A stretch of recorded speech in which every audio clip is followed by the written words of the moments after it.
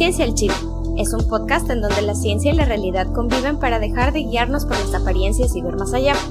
Queremos darle un toque picante a tu cerebro para estimular tu curiosidad, cambiar la percepción de que la ciencia es intimidante y mostrarte su delicioso lado útil, amigable y atractivo. Atrévete a explorar la ciencia con nosotros, a descubrir que estás hecho de polvo de estrellas. Porque lo único a lo que nos falta ponerle chile en México es a la ciencia.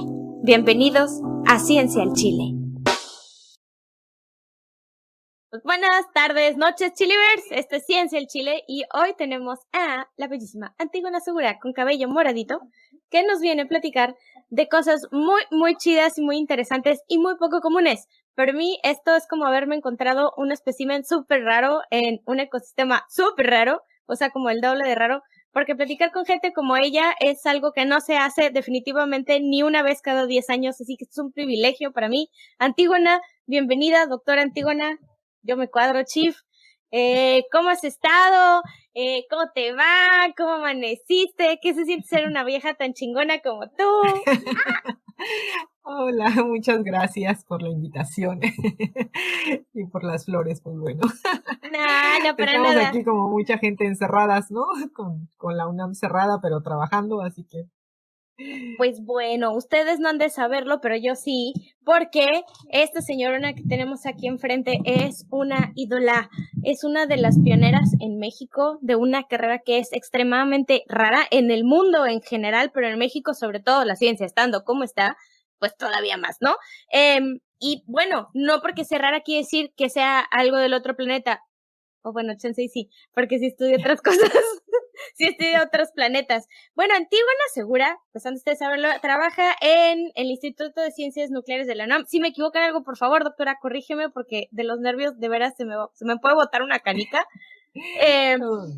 Y bueno, ella es colaboradora de la NASA y ha hecho unas investigaciones interesantes. Tiene una tesis de Marte. ¿Ustedes pueden creer eso? O sea, alguien que hace estudios cerca de Marte y podemos tener el placer de tenerlo aquí en el programa. Y además hace cosas interesantísimas como, por ejemplo, astrobiología. Y ustedes se van a estar pensando, bueno, ¿qué demonios es la astrobiología? Si a duras penas entiendo que es física, ¿qué fregados es la astrobiología? Pues bueno, aquí la doctora es física teórica, esa es su base, y de ahí partió a hacer un doctorado chidísimo que muchas ya quisiéramos hacer en astrobiología y que estudia, bueno, biología, pues la vida, pero de otros planetas en los astros y viendo todas esas condiciones que se tienen que reunir en un planeta para que haya vidas y muchísimas otras cosas más que yo no me imagino. Entonces, pues aquí la tenemos a la señorona, a la doctora Antígona Segura. Pues, doctora, platícanos qué hace una persona como tú. ¿A qué se dedica? ¿Cómo es tu vida diaria? ¿Cómo es saber tantas cosas que el resto de los mortales no sabemos? ¿Qué show? Cuéntanos. Bueno, gracias Lola por la presentación. Pues sí, la astrobiología básicamente se trata de entender el fenómeno de la vida como un fenómeno universal, ¿no? Entonces, la idea es que la vida surgió en este planeta, pero puede surgir en otros mundos. Entonces, entender cómo se originó la vida en la Tierra y en qué otros lugares se podrían dar las condiciones para que se surgiera la vida, y además cómo generamos estrategias para poder detectar vida en otros mundos, ¿no? Entonces, todo eso lo abarca la astrobiología y es una ciencia multidisciplinaria porque, bueno, multidisciplinaria e interdisciplinaria, porque lo que hace es combinar, ¿no?, los conocimientos. Por ejemplo, necesitamos saber cómo se forma un planeta habitable. ¿Por qué nuestro planeta pues es especial, ¿no? Si vemos a Venus, a Marte, a Mercurio, ¿no? A Júpiter, ¿por qué justamente en la Tierra hubo vida, ¿no? Entonces, no es nada más entender el fenómeno de la vida como la parte biológica, ¿no? De cómo funcionan los organismos, cómo se generan organismos, sino también de cómo creamos los ambientes donde surge la vida y donde se mantiene la vida. Entonces, el entender a los planetas, cómo funciona un planeta, cómo cambia un planeta a partir de que hay vida en él, por ejemplo, que para la Tierra es algo muy evidente. O sea, nuestra atmósfera, nuestra superficie están totalmente modificadas por el fenómeno de la vida, ¿no? Entonces, en eso, de esa forma construimos nuestras estrategias, ¿no? A partir de observar estos cambios en los planetas, ¿no? Entonces, digamos que gente que hace astrobiología, pues hay gente que, por ejemplo, se dedica a entender los extremófilos, que son estos organismos que viven en condiciones que parecen extremas para nosotros, pero pues que son necesarias para esos organismos, como aguas llenas de metales o lugares muy fríos o lugares con altas presiones y temperaturas, como sería el fondo marino. Entonces, hay toda una serie de investigaciones, por ejemplo, en esa área que nos ayudan a determinar cuáles son los límites de la vida, ¿no? Hasta dónde podemos, digamos, cuántas temperaturas, presiones, condiciones de sequedad, de acidez, etcétera, son necesarias para que la vida pueda surgir, mantenerse, evolucionar, etcétera, ¿no? Entonces, ese, por ejemplo, es la gente que hace ese tipo de trabajo, pues va al campo, toma muestras, hace cultivos en laboratorio, análisis, ¿no? En mi caso en particular, lo que yo hago, además de mucha burocracia universitaria, porque es una de las cosas que en la investigación, que a uno nunca le dicen, ¿no? Pero acabas haciendo una gran labor así de capturar cosas y de dar, digo, está bien, tenemos que dar cuentas del dinero público que utilizamos, pero bueno, a veces esa parte burocrática es muy absorbente. Entonces, lo que hacemos básicamente, en mi caso, lo que yo hago, es simular planetas alrededor de otras estrellas y lo que uso son modelos numéricos que me dicen cómo se transfiere la energía en una atmósfera. O sea, tengo una estrella, la atmósfera de un planeta potencialmente habitable, entonces llega la radiación, entra y con mis modelos calculo cuál sería el perfil de temperatura y tengo otros modelos que me permiten calcular cuáles serían las reacciones químicas que suceden en esa atmósfera, dado una composición inicial. Por ejemplo, si pienso en una atmósfera general de un exoplaneta, pues puede ser un exoplaneta tipo terrestre, como, o sea, como la Tierra, como Venus, como Marte, pues sería una atmósfera de dióxido de carbono y nitrógeno.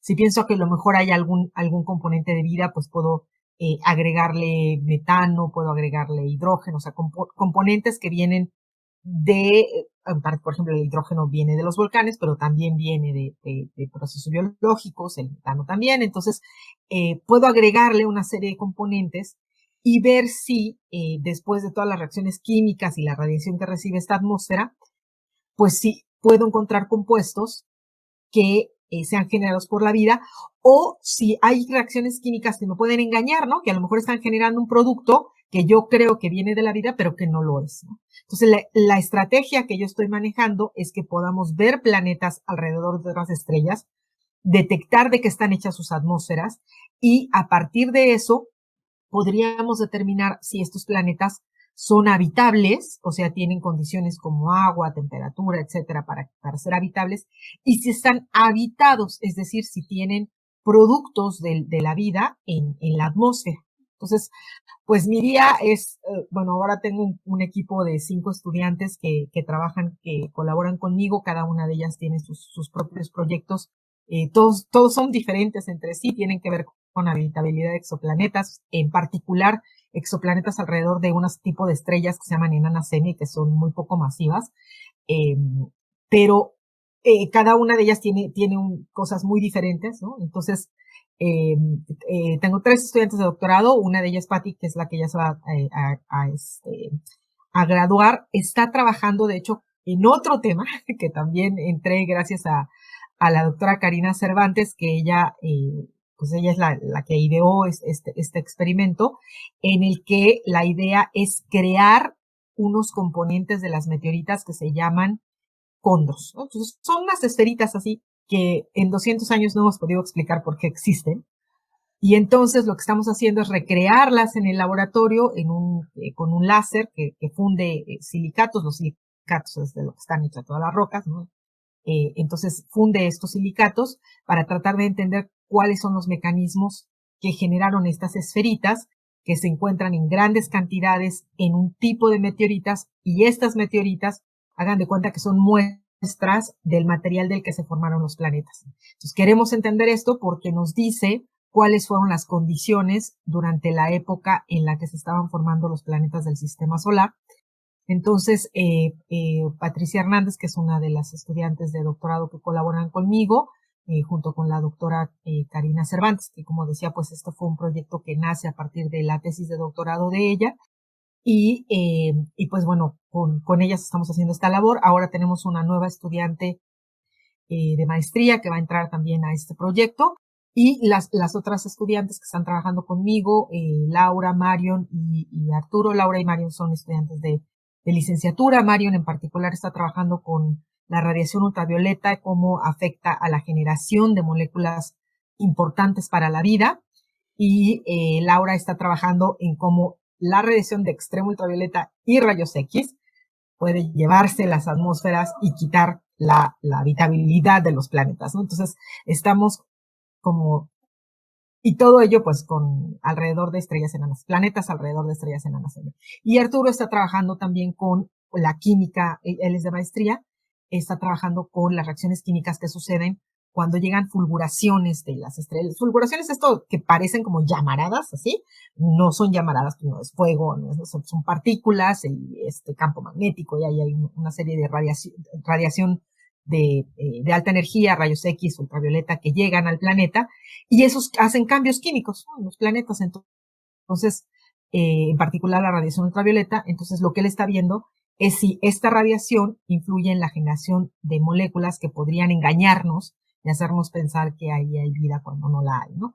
Entonces, pues esos más o menos son, entonces, digamos, esa es la distribución. Mi tiempo se distribuye entre trabajar con los estudiantes, a veces yo puedo correr mis modelos por mí misma y decir, bueno, hacer mis pequeñas colaboraciones que tengo con otros colegas, pero la mayor parte de la ciencia que hago, pues la hago junto con los estudiantes que colaboran conmigo, y y pues que eso es más o menos es el panorama, ¿no? Entonces mi trabajo es en la computadora, ese es nuestro laboratorio, ahí están los códigos con los que usamos, y ese es pues mi día a día, ¿no? O sea, sentarme frente a la computadora, responder 50 correos y dedicarme 2 o 3 horas así a escribir artículos, a revisar, ¿no? Porque digo, la labor científica tiene que hacer mucha labor de revisión, por ejemplo, ¿no? Hay que revisar artículos, hay que revisar proyectos, hay que escribir proyectos, servir en paneles de revisión, ¿no? Que esto te lleva una semana completa de sentarte a leer un conjunto de propuestas y evaluarlas, calificarlas junto con otros colegas. Entonces, bueno, pues digamos que es un trabajo de tiempo completo y medio, ¿no? Porque realmente siempre hay nuevas cosas que hacer. Y además de todo eso, pues en mi caso he estado haciendo activismo en favor de que pues las mujeres sean respetadas en estos espacios, en los espacios académicos, lo cual también toma tiempo, y toma tiempo porque hay que aprender, hay que leer muchas cosas, ¿no? Hay que entender cuáles son las bases de esto, ¿no? Porque, es decir, las bases en términos de derechos humanos, por ejemplo, cuáles son las experiencias de las mujeres que han pasado por agresiones, para que pues las mujeres tengamos, bueno, para que la academia más bien sea un espacio seguro para las mujeres, ¿no? Y también para entender cuáles son los mecanismos que están sacando a las mujeres de la ciencia, ¿no? Porque en principio, pues deberíamos ser 50 y 50, como en la población humana, pues más o menos la mitad, de hecho un poquito más de la mitad de la población humana somos mujeres. Entonces eso debería verse reflejado en todas las profesiones, ¿no? No tendría por qué haber profesiones dominadas por hombres o dominadas por mujeres. ¿Por qué no? Porque, o sea, mentalmente, físicamente, tenemos las capacidades para hacer cualquiera de las actividad humana, tanto los hombres como las mujeres, ¿no? Entonces no hay una razón para que haya más maestras de kinder mujeres que hombres, como no sea el hecho de que hay estereotipos de género que nos dicen qué es lo que uno debe ser, ¿no? Y en ese debe ser, pues también nos colocan a las mujeres en la capacidad de hacer servicios, ¿no? De dar servicios, de siempre, ¿no? De servir comida, de hacer comida, de ser enfermeras, etcétera, pero nunca en la de ser creadoras, ¿no? Por ejemplo, como serían la gente que hacemos ciencia. Entonces, esto es un problema que viene pues desde cuestiones muy amplias, ¿no? de la sociedad, y hasta cuestiones muy particulares de la comunidad científica. Entonces, me ha llevado un buen rato, pues, aprender acerca desde la legislación que sustenta nuestros derechos, ¿no? Básicamente la Carta de los Derechos Humanos, pero además de eso, pues hay toda una serie de tratados y de legislación relacionada con el derecho de las mujeres a vivir una vida libre de violencias. Y por otro lado, pues están los mecanismos específicos que tiene esta comunidad, la comunidad académica en ciencias, en astrofísica en particular, en física, que es la que está sacando a las mujeres. O sea, no es que tengamos que invitar a las mujeres a hacer ciencia, lo que tenemos que hacer es no sacarlas de la ciencia, ¿no? Y esto, bueno, pues lleva tiempo y hay que entenderlo, porque de otra manera nos volvemos cómplices, ¿no? Cegarnos a esto nos vuelve cómplices. Y ya las estudiantes nos están poniendo un ejemplo muy claro de que ya están hartas de que esto pase, ¿no? Y porque esto no es de ayer, esto no, o sea, las mujeres llevamos soportando el acoso, la forma en que nos evalúan, la forma en que hablan de nosotras, desde hace décadas, ¿no? Dentro de los espacios académicos. Claro. Entonces, ya, ¿no? O sea, ya es hora de que nos pongamos a hacer algo activamente. O sea, no nomás decir, ay, sí, qué barbaridad, qué terrible, y darnos la vuelta y regresarnos a nuestra oficina, sino hacer algo. Entonces, lo que he estado haciendo, pues yo, es educarme y pues hablar de esto, hablar con las estudiantes, escucharlas, apoyar los casos de denuncias. Entonces, bueno, pues eso también es parte de mi labor académica finalmente, porque yo no puedo pensar que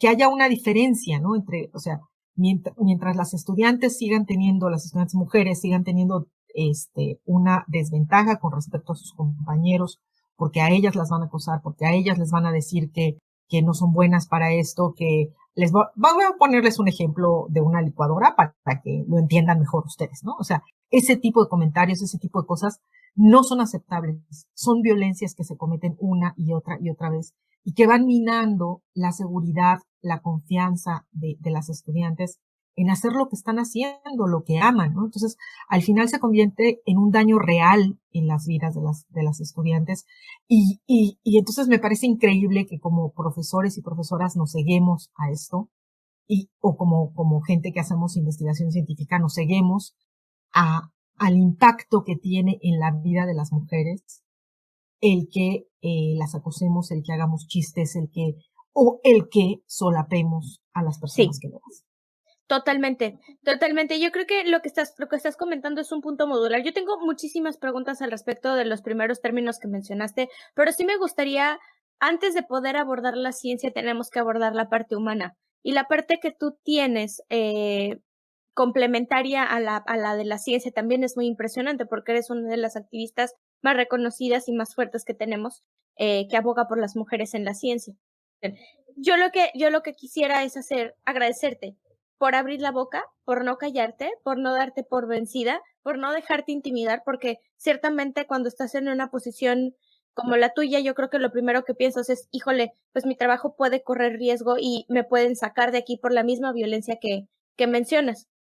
Y también quiero regresar un poquito a la base de la violencia, y es una forma de violencia que está muy enmascarada y que hoy por hoy la ciencia no ha logrado descifrar y muchas veces es ignorado en los estudios de género que se presentan, que es la devaluación de las labores. La devaluación de las labores del índole que sean es algo muy común y es un tipo de violencia que todo mundo llevamos de manera intrínseca y que no nos damos cuenta. Y más que otra cosa, este es un llamado de conciencia para que nos vigilemos las palabras y empecemos a ver qué es lo que estamos haciendo con nuestra boca y con nuestro cerebro, qué le estamos transmitiendo a otras personas, que las puede llegar a lastimar tanto, que puede llegar a coartar esos sueños que tienen, como lo que mencionas al respecto de los comentarios de los profesores hacia las estudiantes, los ejemplos de la parte de la licuadora, o por ejemplo cuando es que mejor estate en la cocina, o vamos a ver un ejemplo de cocina para que... ¡Ay, un helicóptero! Ok, el helicóptero ya está pasando, dame un momentito.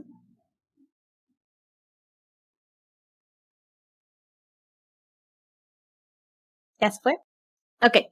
O vamos a dar un ejemplo de cocina para que tú puedas comprender, o alguna vez escuché de alguien muy querido, pero que, híjole, me marcó por siempre, fue, ¿por qué no te vas a hacer las labores propias de tu sexo? Y yo lo que pensé fue, ¿estudiar animales y salvar al mundo? ¿O cómo? Porque si te refieres a las labores propias de mi sexo, no entiendo cuáles son diferentes a las tuyas. Que estar sentado viendo fútbol en un sillón. Entonces, bueno, ya ahí ya tenemos muchísimas consecuencias desde la formación familiar hasta la parte académica que tú mencionas. Y por lo mismo quiero reiterar ese agradecimiento, Antígona. Muchas gracias por no quedarte calladas y por hablar por muchas de nosotras. Que si bien víctimas o no, sí hemos sido hasta cierto punto cómplices por quedarnos precisamente calladas y tú no lo estás haciendo. Muchísimas gracias por eso, de veras. Y bueno, ya me puse sentimental. Este tipo de cosas me molestan muchísimo porque siguen sucediendo. Pero te quiero preguntar cosas de términos que mencionaste al principio de tu labor dura y de formación de la parte. Es que no puedo decir que sea académica porque el otro también es académico, ¿sabes? Entonces, bueno, vamos a hablar de los planetas un poquito. Yo te quería preguntar, número 1, ¿qué es un exoplaneta? ¿Qué significa exoplaneta? Un exoplaneta es un planeta que gira alrededor de una estrella que no es el Sol. Así nomás. O sea, También se llaman planetas extrasolares. Genial. Planetas extrasolares me hace como muchísimo más sentido. Por eso me decías que haces las simulaciones con otras estrellas que no son el Sol. Exactamente. Entonces, cualquier cosa que sea, o cualquier planeta que esté alrededor de una estrella, no el Sol, va a ser un exoplaneta. Súper. Y ahí ya me quitaste como la mitad de las telarañas. La segunda, la atmósfera. ¿Qué onda con la atmósfera? O sea, la atmósfera para nosotros es un conjunto de gases que recubre la Tierra, nuestro planeta Tierra, pero ¿tiene el mismo significado en otros planetas? Porque me decías una atmósfera completa. Exactamente el mismo. Ok. Sí, así Entonces, noto por todo lo que me platicaste que tener una atmósfera para las características que tenemos establecidas como vida es muy importante, ¿verdad? Así es. La atmósfera tiene dos efectos. Uno es el efecto de invernadero, que, o sea, si nosotros agarramos la Tierra y le quitamos toda la atmósfera, la temperatura promedio estaría por ahí de los 30 grados centígrados bajo cero. Con atmósfera tiene 15 grados centígrados sobre cero. La diferencia son los gases de efecto invernadero. Los gases de efecto invernadero es lo que hace habitable al planeta Tierra, ¿no? Claro, si le echamos demasiado, pues va a dejar de ser habitable. ¡Qué contrariedad! ¿No? Exacto. pero en eso se sostiene. Entonces, por eso necesitamos atmósfera. Pero además de la temperatura que se necesita, o sea, para que tengas agua líquida, necesitas un líquido para que puedas mover moléculas, que reaccionen, por eso la vida necesita el agua, ¿no? Bueno, entonces, el agua líquida requiere la temperatura, pero también requiere presión. Aquí, como estamos acostumbrados a la presión atmosférica, pues no la sentimos, ¿no? O sea, no sentimos así. Entonces, en realidad, cada centímetro cuadrado de nuestra cabeza soporta un montón de kilos de atmósfera encima, ¿no? Entonces, pero estamos acostumbrados, estamos hechos para eso, nuestra fisiología. Entonces, la idea es que, pues, la atmósfera también da la presión atmosférica para que el agua se mantenga líquida. Entonces se requiere presión y temperatura para que el agua sea líquida. Y ambas cosas vienen de la atmósfera. Ok, entonces la atmósfera es fundamental.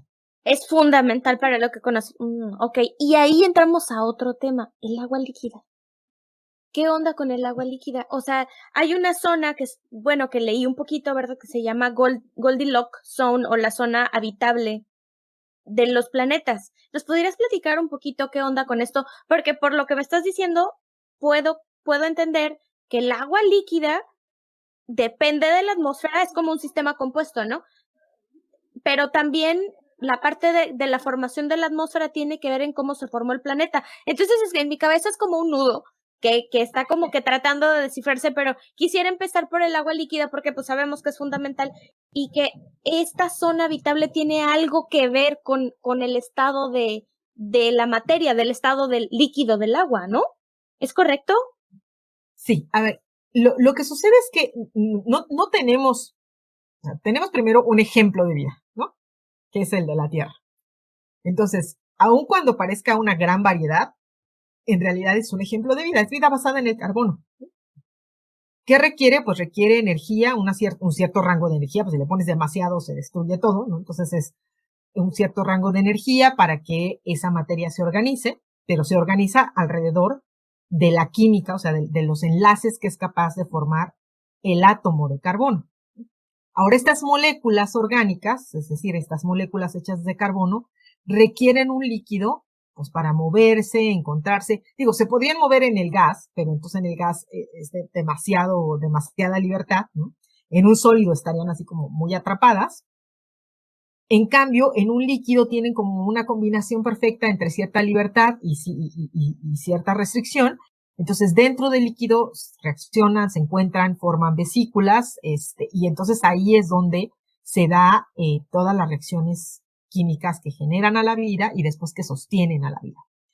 ¿Por qué carbono y agua? Bueno, carbono y agua porque las moléculas en el espacio, en donde se forman los planetas y las estrellas y los planetas se forman juntos en unos lugares que se llaman nubes moleculares, y en esas nubes moleculares que están formadas de materiales que son desechos de las estrellas en sus últimas fases de formación, allí hay agua en forma de gas y en forma de hielo, y hay también un montón de compuestos de carbono, un montón de compuestos orgánicos que se forman nada más porque hay carbono y porque pues, hay reacciones químicas con el oxígeno y el hidrógeno y se empiezan a formar nitrógeno, ¿no? Entonces ahí se empieza a formar estas moléculas.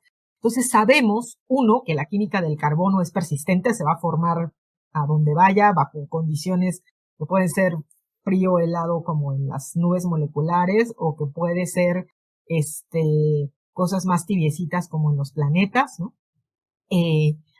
Y por otro lado, el agua también está presente en estas zonas donde se forman los planetas, entonces sabemos que pues va a formar parte finalmente de los planetas. ¿Cuánta agua va a tener un planeta? Pues eso ya depende de su historia de formación, ¿no? Eso sí, ¿no? Depende de su historia de formación. Ahora, suponemos que tenemos ya un sistema planetario formado. Tenemos a la estrella y tenemos a sus planetas. La estrella va a tener una zona que le vamos a llamar la zona habitable. Es una región donde la radiación de la estrella es suficiente para que haya agua líquida en un planeta que tiene que ser rocoso y tener una atmósfera con gases de efecto invernadero y tener agua, ¿sí? Entonces, el planeta, o sea, digamos, nosotros lo que hacemos es que hacemos simulaciones numéricas. En realidad esto no es así como, no es magia, ¿no? Entonces, tomamos un planeta con una atmósfera de dióxido de carbono y nitrógeno. Estos no son planetas habitables para seres humanos. Ojo ahí. Son planetas ¿Me repiten los gases? Nitrógeno y dióxido de carbono y nitrógeno. Y entonces, no son habitables. No son habitables para humanos. Hay que acordarnos que la vida en la Tierra surgió cuando el planeta Tierra no tenía oxígeno. Exacto. El oxígeno es un producto de la vida. Entonces, las atmósferas generales de los planetas como la Tierra, Marte, Venus, todas son dióxido de carbono y nitrógeno. Esa es la atmósfera con la que inició la Tierra, cuando se originó la vida en la Tierra. Entonces, lo que hacemos es tomar atmósferas de dióxido de carbono y nitrógeno, y entonces las ponemos este planeta a diferentes distancias. Entonces, lo que hacemos es que calculamos qué tanto podemos alejar al planeta, al mismo tiempo que le aumentamos dióxido de carbono, que es un gas de efecto invernadero, para ver hasta dónde nos alcanza la combinación de dióxido de carbono y distancia para que el planeta no se congele, ¿no? Entonces, ese es nuestro límite externo de la zona habitable. Es decir, hasta dónde una atmósfera de dióxido de carbono nos da el efecto invernadero para mantener una temperatura en la que no se congele el agua. Si nos vamos de cerquita, entonces lo que hacemos es, ¿en qué momento empieza a evaporarse el agua catastróficamente? ¿A qué me refiero? O sea, sí, lo que haces todos los días es calcular el qué tanto es tantito. Eso de como de que una no es ninguna, dos es una, como tres son dos y una no es ninguna, más o menos así, pero en planetas. Ah, interesante. Ok, entonces las haces, primero la alejas y luego la acercas para ver hasta dónde se evapora todo catastróficamente. ¿Y qué onda con eso? O sea, ¿qué pasa ahí? ¿Qué observas? Bueno, entonces así es como definimos los límites de la zona habitable. Ah, ya entonces, veo. O sea, los límites de esa zona habitable tú los vas moviendo con el simulador pero con estas 3 características que son básicas, que es que el planeta sea rocoso, que tenga una atmósfera de nitrógeno y dióxido de carbono, más la energía necesaria que viene dada por la distancia entre la estrella, a.k.a. nuestro Sol, pero de otro lugar. Y entonces esa energía es lo que te va a dar esa variación entre la presión de los gases, que el agua se pueda conservar líquida por la presión, por la temperatura, por la energía evaporante que recibe, y además las rocas. ¿Qué onda? Ok. Sí voy entendiendo, ¿no? Si me equivoco, Sí. digo una barbaridad, corrígeme, porque lo último que quiero es esparcir ignorancia. Entonces, lo que la gente ve normalmente es cuando decimos, encontramos un planeta en la zona habitable, ¿no? Entonces, bueno, esa zona habitable, esos límites, ese de aquí para acá, fue calculado para un tipo de planetas específico. Entonces, si ese planeta que encontraron allá adentro no cumple con esas condiciones, no es un planeta habitable. ¿Okay? Ahora bien, nuestro problema es que en este momento no tenemos la tecnología todavía para observar las atmósferas de planetas chiquitos, o sea, planetas poco masivos, en las zonas habitables de las estrellas. Entonces, hasta ahorita, todos los planetas que encontramos dentro de la zona habitable de una estrella y que tengan pues masas y radios similares a la Tierra, digamos, dos veces el radio de la Tierra, 3 veces la masa de la Tierra, ¿no? Entonces, cuando están en esos límites, entonces decimos, este es un planeta potencialmente habitable. Pero ojo que o sabemos su radio o sabemos su distancia, a veces, bueno, sabemos siempre la distancia de la estrella, lo que a veces sabemos el radio, a veces sabemos la masa, a veces sabemos ambas cosas, pero no sabemos si tiene atmósfera, no sabemos si es rocoso realmente. Entonces, digamos que hasta ahorita lo que tenemos en cuestión de exoplanetas es una lista de potenciales mundos habitables que se encuentran dentro de estos límites calculados de la zona habitable y que además están en un rango de masas o radios que en principio indicarían que a lo mejor el planeta es un planeta rocoso. Y estamos esperando la siguiente generación de instrumentos pues para poder hacer las observaciones y ahora sí empezar a decir este sí y este no. Son habitables. ¿Mande? Para empezar a decir este sí y este no. Así es. Perfecto. Oye, y al respecto de todo esto, ¿cómo le haces para observar una atmósfera? O sea, si luego yo no me veo ni siquiera la punta de la nariz cuando me pongo los lentes, ¿cómo determinas las atmósferas? Porque ya decir que es rocoso, bueno, ahorita me explicas cómo es, pero en mi cabeza como pienso que la atmósfera es muchísimo más difícil de observar, porque para empezar está hecha de gases que a veces ni vemos, y pues luego están súper lejos estos planetas. ¿Qué rollo? O sea, ¿cómo le haces? Bueno, lo que pasa es que toda la astronomía, de hecho, se hace de la misma forma. Lo que hacemos es que recibimos luz de los objetos y esa luz trae información. Ahora tenemos una nueva herramienta en la astronomía que son las ondas gravitacionales, pero digamos, esa es muy nueva y ahora estamos encontrando un montón de ondas gravitacionales por aquí y por allá. Y esa es otra forma en que la astronomía está trabajando, pero durante siglos, literalmente durante siglos, la forma en que ha trabajado la astronomía y que va a seguir trabajando es a partir de lo que de la luz que recibimos de otros objetos. Entonces, los planetas en particular, lo que tienen es que o reflejan la luz de su estrella o dejan pasar la luz de su estrella. Entonces, si nosotros tenemos aquí el planeta, ¿no? Entonces, y pasa la luz de su estrella a través de la atmósfera, nosotros recibimos la radiación de la estrella que ya pasó por la atmósfera. Entonces, lo que va a suceder es que la atmósfera del planeta va a absorber colores específicos que corresponden a cambios muy específicos en moléculas o átomos, ¿no? Entonces, cada molécula, cada átomo, lo que hace es que absorbe radiación en colores muy específicos. A ver, yo me quedé en que todo se hace por luz hasta ahorita. Las ondas gravitacionales están muy avanzadas. Todo se hace por luz ahorita y es la luz que se recibe y la luz que se refleja. Y que cada uno de los átomos que forman esta atmósfera emite un color diferente, ¿no? Y que entonces así es como nosotros podemos distinguir si hay más nitrógeno, si hay más oxígeno, si está hecho, ¿cómo se llama? El dióxido de carbono, si ya está combinado, si el carbono sigue en otro estado, o más o menos así, es lo que pude entender.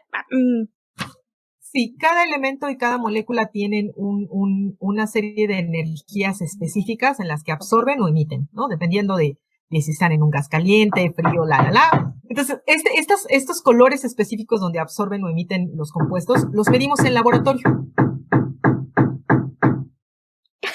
Y una vez que los medimos, tenemos como este patrón que podemos comparar con la luz que nos llega de las estrellas. Okay. Y entonces, si la luz de la estrella atravesó un planeta, entonces tenemos una forma de quitar la contribución de la atmósfera de la estrella, porque la atmósfera de la estrella también tiene sus propias cosas. Entonces, quitamos esa contribución y dejamos nada más la contribución de la atmósfera del exoplaneta. Y de esa manera, ¿no?, comparamos las huellas que tenemos medidas en laboratorio con los espectros, que se llaman espectros de los planetas. Entonces los comparamos y decimos, miren, en este planeta hay estos compuestos. Para determinar cuánto de cada compuesto hay, eso es un poco más complicado, porque lo que necesitamos saber es a qué temperatura está la atmósfera. Entonces ahí se hacen modelos numéricos, otra vez, de atmósferas, y por eso el tipo de modelos que yo hago son importantes, porque estos modelos numéricos, digamos, nos permiten primero predecir qué cosas podemos observar y decirle a la gente que hace instrumentos, oigan, miren, queremos un instrumento que observe de aquí para acá y que observe con esta capacidad, porque solo así puedo detectar estos y estos compuestos, ¿no? Claro. Y una vez que llegan las observaciones, usamos esos modelos para interpretar las observaciones. Entonces ahora los modelos los ajustamos a las observaciones y decimos, miren, mi modelo dice que esta observación debe tener tal cantidad de dióxido de carbono, tal cantidad de agua, tal cantidad de este perfil de temperatura, y entonces podemos hacer una predicción sobre el planeta. Es una combinación entre las mediciones y los modelos.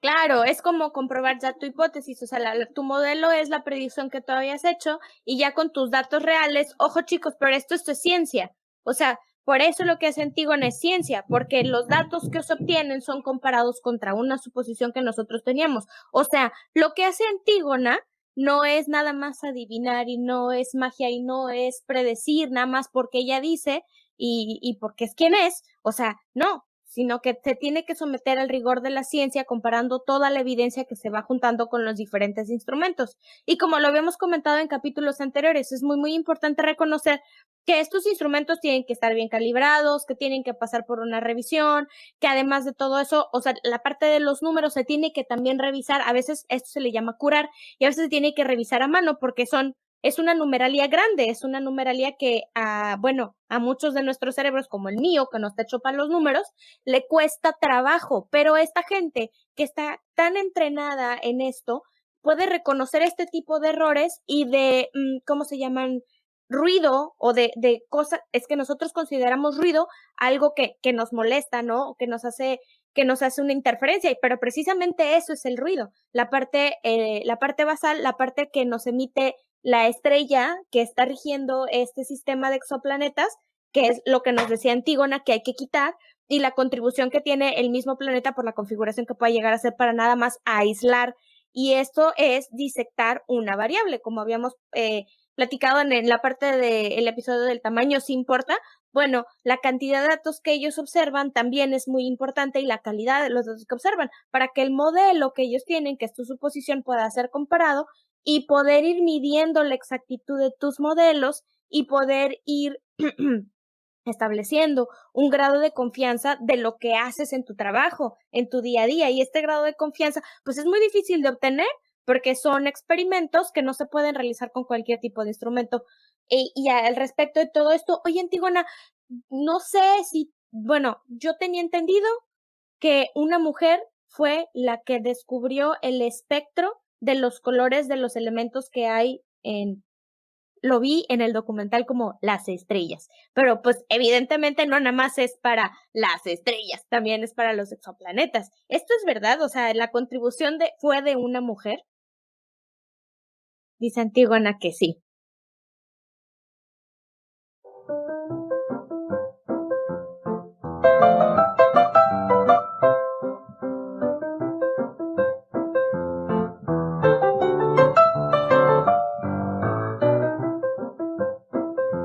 Es absorción, no es emisión. Es emisión, ¿verdad? Es absorción. En este caso es absorción cuando son de las estrellas, sí. Ok, cuando son de las estrellas es absorción. Ok, pero la mayor es que sí está complicado, porque además de ese tiempo para acá ya ha cambiado muchísimo, me imagino, ¿no? O sea, ya es la combinación de un montón de herramientas. Sí, pero a ver, te cuento de las mujeres que estudiaban los espectros de las estrellas. Les llamaban las computadoras de Harvard, porque hacían cálculos, ¿no? Pero además hacían una cosa, en el caso de los datos astronómicos, lo que se hace es reducir los datos. Y se le llama reducir los datos, en realidad no hacerlos más chiquitos, sino justamente esta limpieza de la que hablabas, ¿no? Sino de hacer como, o sea, recibes todo esto y tienes que quitar el ruido del instrumento, tienes que ver cuáles son pues, las cosas significativas que hay ahí que sí te sirven como datos para el estudio que estés haciendo, ¿no? El estudio que sea. Entonces, en realidad, el conocimiento que tenemos que fundamenta a la astronomía moderna fue generado por un grupo de mujeres que trabajaron en Harvard y que se merecen el nombre de astrónomas, porque no solamente hacían la reducción de datos, que en ese momento lo que respondía a eso era, tomaban placas fotográficas, o sea, las placas fotográficas venían de diferentes instrumentos, no sé, o sea, el telescopio se apuntaba, se tomaba la placa, y luego las placas las recibían estas colegas en Harvard, y ellos lo que hacían era determinar la posición de las estrellas, el brillo de los objetos que estaba ahí, y a partir de esto ellas descubrieron estrellas variables, descubrieron cometas, descubrieron galaxias, ¿no? Entonces, ellas hicieron un gran catálogo de objetos, y parte del catálogo lo que tenía era los espectros, es decir, la luz que emitían estos objetos cuando se trataba de estrellas o de galaxias, por ejemplo, tenían los espectros. Entonces hubo una investigadora que en particular, ella fue la primera en graduarse en un doctorado en astrofísica en Harvard. O sea, no había habido ni hombres ni mujeres que se graduaran como astrofísicos. Ella fue la primera, Cecilia Payne. Y entonces, Cecilia lo que encuentra es que los espectros, en particular el espectro del Sol, pero en general los espectros de las estrellas, lo que indicaba era que las estrellas estaban hechas principalmente de hidrógeno. Y entonces, el que es su asesor le dice, no hombre, ¿cómo crees? Los planetas y las estrellas están hechas de lo mismo. El planeta Tierra, pues está hecho de silicatos, ¿no? Y entonces de rocas, o sea, de eso está hecho el Sol y todas las demás estrellas, ¿no? Y entonces ella tiene que escribir en su tesis así como de que, bueno, a lo mejor aquí hay un error, pero ella escribe en sus diarios, sus diarios, así, si buscan Cecilia Payne pueden encontrar sus diarios. En sus diarios dice, o sea, por supuesto que yo sabía que yo estaba bien, ¿no? Pero pues, y digo, eso lo sabe cualquiera que haya pasado por un posgrado, que no te vas a pelear con tu jefe con el que te dirige la tesis. En particular, alguien que como este cuate, se me olvidó su nombre, pero era alguien muy importante en la astronomía, ¿no? Entonces, y con muchos amigos que también tenían mucho poder en la astronomía. Entonces, pues dices, bueno, terminar el doctorado y ya. Pero eventualmente todos ellos, estos grandes señoros, tienen que reconocer que pues Cecilia tenía razón, ¿no? Y es una de las tesis más brillantes. Además, o sea, de verdad su tesis es pública, la pueden buscar, la tesis de Cecilia. Es una cosa hermosa la tesis, es una de las mejores tesis que se han escrito en astrofísica, porque, o sea, los análisis que ella hace a partir de mecánica cuántica, la mecánica cuántica era súper nueva en ese entonces. Entonces, toma todos los análisis de la mecánica cuántica para decir cuánto hidrógeno, o sea, cuáles son los elementos que hay en las estrellas, y en qué cantidades. Entonces, o sea, lo que ella hace es algo, pues es revolucionario, pues nos dice de qué están hechas las estrellas. Claro, Ni más ni menos, ¿no? es inaudito y sin precedente. Y bueno, pues las otras colegas de Harvard, ¿no? Que les decía, pues fueron llamadas computadoras de Harvard, pues todas ellas hicieron contribuciones relevantes, ¿no? Por ejemplo, una de ellas fue la clasificación estelar. La clasificación estelar que utilizamos hoy en día, originalmente, pues habían agarrado las estrellas y les habían puesto A, B, C, D, no sé qué. Entonces una de ellas encontró que ese A, B, C, D no tenía ningún sentido. Entonces agarra y las reorganiza de acuerdo a su temperatura efectiva, que es la temperatura, digamos, de la superficie de la estrella. No tiene una superficie real, pero digamos que hay una zona de la estrella que emite, ¿no? Esa radiación, y a eso, a la temperatura de esa zona le llamamos temperatura efectiva. Y entonces ella dice, no, es que tiene que ver con la temperatura, y agregan otra clasificación por luminosidad. Y entonces entre varias de ellas generan lo que hoy en día se conoce como la clasificación de Harvard, que en realidad pues debería tener los nombres de las que hicieron, ¿no? O sea, tenemos el diagrama Hurston-Russell, tenemos un montón de cosas en donde los apellidos de los hombres sí aparecen, y cuando son ellas las que hacen las cosas, entonces es la institución, ¿no? Y todavía yo llegué a leer comentarios donde decían, no, pero pues es que ellas nada más hacían calculitos ahí, ¿no? O sea, yo digo, bueno, caramba, o sea, hicieron la clasificación estelar, por favor. Entonces, bueno, pues ellas son las astrónomas de Harvard, que les recomiendo leer sus historias. Hay historias muy, muy interesantes de ellas. Henrietta Leavitt en particular tiene una historia muy interesante. Es una mujer que llega a los Estados Unidos con un hijo, ¿no? Después de que, bueno, el marido la abandona, y entonces ella pues empieza a dar clases, y a trabajar en la casa de Pickering, que está encargado del observatorio de Harvard, y se da cuenta pues que es muy lista ella. La esposa de Pickering le dice que por qué no mejor se la lleva al observatorio a trabajar, y entonces empiezan a contratar a todas estas mujeres que hacían el trabajo mejor que los estudiantes de posgrado hombres, y que lo hacían más barato. Bueno, no lo hacían más barato, les pagaban menos, ¿no? Nomás les pagaban menos, no era que lo hiciera más barato. Y como en ese momento, pues, o sea, tener un trabajo como mujer era muy complicado, ¿no? Entonces, de pronto, pues para ellas ese pago estaba bien, pues porque no había otro referente, ¿no? O sea, el referente eran los hombres, pero pues ¿cómo les ibas a pagar lo mismo que a los hombres? Y de posgrado, ¿no? Pues, si ellas, o sea, algunas de ellas pues ya empezaron, o sea, tenían licenciaturas, y algunas de ellas ya empezaron a hacer posgrados, etcétera, y Cecilia Payne pues fue la primera que se gradúa como astrofísica. Pero el conocimiento que ellas tenían de astronomía, y cómo lo podían organizar, porque además ellas organizaron ese conocimiento, o sea, recibían placas y placas. O sea, llevamos, nada más para que vean la magnitud del trabajo de estas mujeres, llevan 11 años haciendo el escaneo de las placas y de sus libros de notas, y todavía siguen sistematizando todo ese trabajo para que esté disponible en formato electrónico. O sea, esa es la cantidad de trabajo que generaron estas mujeres cuando no había pues estos aparatos que nos permiten guardar un montón de información ni nada. Todo era manita, ojito, con equipo que no tenían que medir y hacer. Entonces trabajaban por horas. O sea, Henrietta habla de cómo le dolía, casi todas tenían problemas en la espalda, y que tenían que contratar una masajista para que, por los dolores que tenía, ¿no? Porque eran horas de estar ahí clavada en estas cosas. Entonces, y lo que hacían era como medio nombrarlas de repente en los artículos, ¿no? Porque ni siquiera eso no las consideraban sus colegas, porque hacían un trabajo técnico que nadie hacía, ¿no? Y que sin ese trabajo técnico, pues no podían haber tenido ni un solo resultado. Que es un poco de lo que hablábamos al inicio, ¿no? La devaluación de las labores. Y, híjole, ay, me da un chorro de coraje porque finalmente todo esto que estás comentando, las biografías acaban de empezar a salir hace unos años. La biografía de Cecilia Payne creo que salió hace como unas 3 o 4 años, más o menos.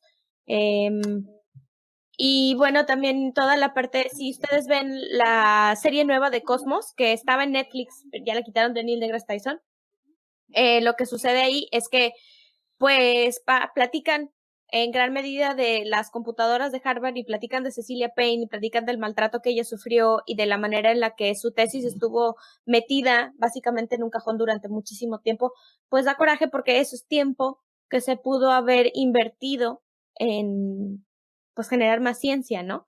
Y pues, porque fueron mujeres, pues se quedó estancado, y porque se atrevieron a contravenir lo que estaba antes, pues también se quedó estancado.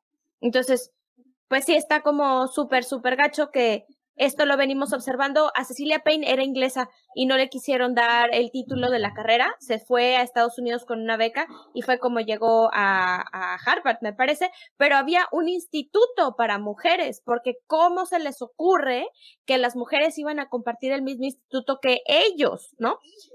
Y lo que hoy vivimos no es muy diferente, o sea, en realidad el acceso al estudio en las mujeres sigue siendo muy bajo. México es un ejemplar vergonzosamente genuino de este tipo de cosas y también es un ejemplar de cómo a las mujeres las corren de la ciencia. Muy a gritos y sombrerazos, también, bueno, yo les puedo platicar algunas historias de esas de terror y yo creo que también Antígona y muchas otras de las colegas que tenemos en ciencia, de cómo el asesor de estúpidas no las bajaba, y perdonando por el francés, pero así es como nos llaman en ocasiones. Y es muy triste que esto siga sucediendo, porque si le pasó a Cecilia Payne en 1926, o más o menos por ahí, por ese tiempo, y que siga sucediendo con Henrietta y con muchas otras mujeres que hacían también cálculos para el primer lanzamiento del cohete a la luna, que salió en la historia de que se llama Hidden Figures, es una película.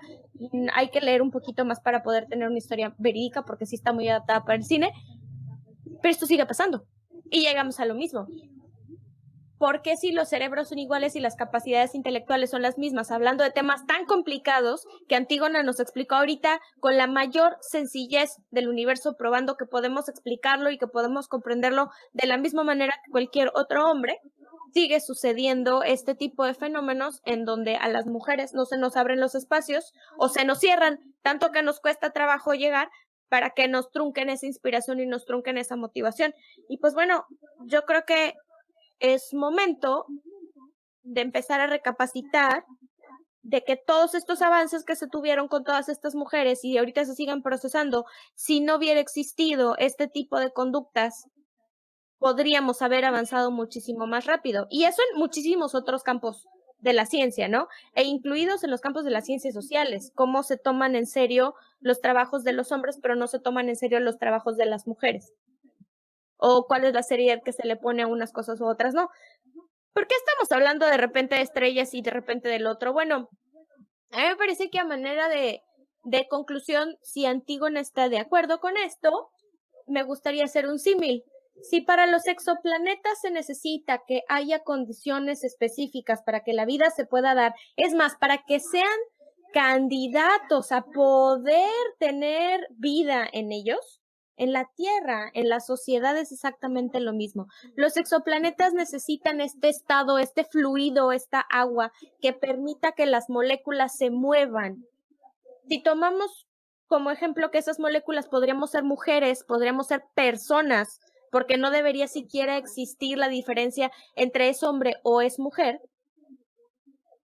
tener ese líquido sería las condiciones que nosotros necesitamos para fluir, para que la ciencia, para que los trabajos de cuidados, para que la vida cotidiana, para que la sociedad en general pueda funcionar de manera fluida y se genere una vida distinta.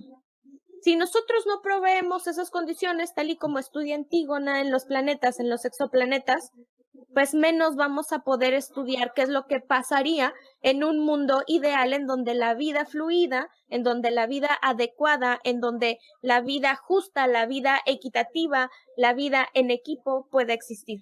Entonces, no nos cabe ninguna duda que si pasa en los planetas y nosotros somos inteligentes como para poder manipular el lenguaje y hacer un símil a nuestra vida diaria, pues bueno, ¿qué nos falta para empezar a accionar todo eso? Para empezar a abrir los espacios para conservarlos. No sé, creo que podríamos investigar esa hipótesis, podríamos explorarla y empezar a ver qué pasa y corroborar esos datos haciendo esos cambios con lo que nosotros pensamos que podría ser. Y de eso se trata precisamente el feminismo y la equidad de género, en el que si somos mitad y mitad, pues mitad y mitad para todo también, ¿no? Pienso, no sé, Antígona, tú eres la máster aquí, corrígeme, dime, ¿qué opinas? Pues sí, sería lindo vivir en un mundo donde podamos hacer lo que nos gusta y lo que amamos sin vivir ninguna de estas violencias, ¿no? Entonces, pues esa es la idea. Precisamente. Oye, Antígona, no me quiero ir sin antes preguntarte. Nosotros ya aquí en la Tierra ya andamos por el invierno, ya estamos empezando el invierno. ¿Cómo es el invierno en Marte? ¿Hay invierno en Marte? Pues fíjense que sí hay invierno en Marte. Marte es una cosa muy curiosa porque resulta que su día es muy cercano, o sea, el número de horas que dura el día es muy cercano al de la Tierra. Entonces nosotros somos como 24 horas y cachito y Marte es 23 horas y cachito. Entonces, hay una diferencia de una hora. Y la otra cosa en la que se parece es que el eje, ¿no? Entonces, o sea, la Tierra rota alrededor de un eje y ese eje está inclinado, como 23 grados y algo, ¿no? Y resulta que Marte también tiene el eje inclinado más o menos en esa misma cantidad. Lo que hace el eje, pues es que cuando llega la radiación del Sol y llega más en un hemisferio que en el otro. Y eso es lo que provoca, pues, las estaciones, ¿no? La diferencia de estaciones. Entonces, si ustedes están en la zona del Ecuador, pues ahí no hay cambio de estaciones porque, pues, en el Ecuador más o menos llega siempre la misma cantidad de radiación, pero en el hemisferio norte, en el hemisferio sur, conforme más hacia el norte o hacia el sur se vaya, entonces lo que sucede pues es que las diferencias, los cambios de temperatura durante el año pues van a ser mayores y justamente esos son los que se dividen pues en las 4 estaciones, ¿no? Que ya conocemos. Entonces, lo que sucede en Marte pues es exactamente lo mismo. Tenemos, de hecho es el único planeta para el que podemos predecir el clima, además de Marte, de la Tierra. Hay por ahí un programita que les dice cuál es el clima de Marte todos los días, ¿no? ¡Ay, Ustedes pueden pásanos hacer pequeñas eso! predicciones. ¡Qué chido! Ahorita te paso la liga para que luego la pongas por ahí. Sí, gracias. Porque pueden ver cuáles son la temperatura en diferentes latitudes y todo eso. Entonces, el planeta Marte tiene una atmósfera muy tenue y lo que sucede, o sea, lo dominante ahí en el clima son las tormentas de polvo. Entonces, hay remolinos. De hecho, también hay videos muy lindos si buscan la página de Marte de la NASA. Se llaman Devils, les llaman. Entonces, pueden buscarlos y hay peliculitas de cómo se forman estos remolinos y así, ¿no? Y además también se forman, por ejemplo, nubes de hielos de dióxido de carbono. Entonces, en vez de agua, se forman de dióxido de carbono. Entonces, durante el invierno lo que sucede es que crece el casquete polar, porque también los casquetes polares de Marte tienen dióxido de carbono y agua, entonces crece el casquete polar. Y eso es algo que ya se había observado desde hace mucho tiempo, que el casquete polar crecía y se hacía chiquito de Marte, ¿no? También, o sea, así, ¿no? Entonces, cuando en el invierno, pues se hace grande y en el verano se hace chiquito. Y bueno, eso sí, o sea, la temperatura más calientita de Marte es como 55 grados centígrados bajo cero. ¡Ah! Eso es como lo más frío que tenemos en los polos, ¿no? Entonces, Okay. durante el invierno, pues baja todavía unos grados más, ¿no? Entonces, digamos, frío siempre es, seco siempre es, nada más que el planeta sí sufre cambios de acuerdo a las estaciones y una de ellas es que crecen los polos y se forman estas nubes. O sea, no crecen los polos, crecen los casquetes polares y crecen nubes de dióxido de carbono. Entonces, Qué pues interesante está así ese es la asunto. Navidad en Marte. Muy Y muy polvoso, es polvoso. un lugar muy polvoso. Qué chido. Sí. Ay, muchísimas gracias, Antígona. Te quiero volver a agradecer por todo lo que haces. De veras, yo te admiro muchísimo. Este podcastito a mí me ha abierto como que las puertas a gente tan interesante como tú. Y pues bueno, siempre es un honor. Esta es tu casa de los Chilivers. Cuando quieras regresar y si nos das chance, pues estaría genial poder platicar más, porque la información que tú tienes es muy vasta, es muy amplia.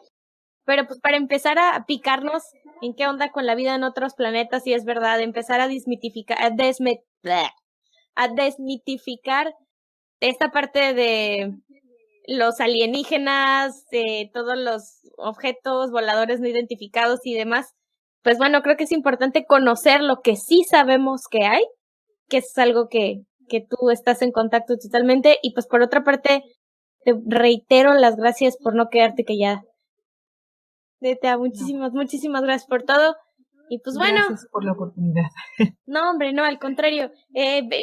Gracias a ti por darte el tiempo. Sabemos que es una mujer muy ocupada, una persona muy ocupada, y pues te queremos agradecer eso. No nos queda otra cosa más que despedirnos, Chilivers. Ya saben que los queremos muchísimo, los queremos un chingo, y los mandamos besitos en su sifón de pulpo. Besitos. Adiós. Hasta luego.